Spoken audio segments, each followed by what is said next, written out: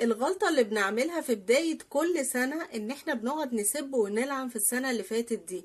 يقعدوا الشباب مع بعض في الكافيه: ايه يا عم، ايه رأيك في 23، ايه رأيك في 2023؟ يقولوا اسكت، دي كانت سنة سودة، دي كانت سنة زي الزفت، ده انا ابويا مات فيها وامي تعبت واخويا اترفد من شغله وبقيت مش عارف اعمل.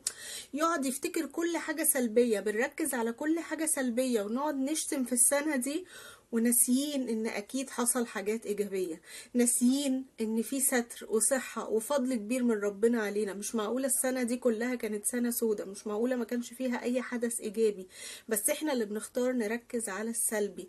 خلي بالكوا السنين والايام هي حاجات مجردة، مفيش يوم حلو ويوم وحش. احنا اللي لما نشوف الحلو اللي في اليوم هيبقى يوم حلو، لما نشوف الوحش اللي في اليوم هيبقى يوم وحش، بس كده. لكن اليوم نفسه عمره ما كان حلو او وحش، احنا اللي بنختار نبص على ايه. العرب زمان لما كانوا يحصل لهم حاجة وحشة كانوا يقولوا: يا خيبة الدهر، يا سواد الأيام. فالنبي عليه الصلاة والسلام قال لهم: لا، لا تسبوا الدهر فإن الله هو الدهر.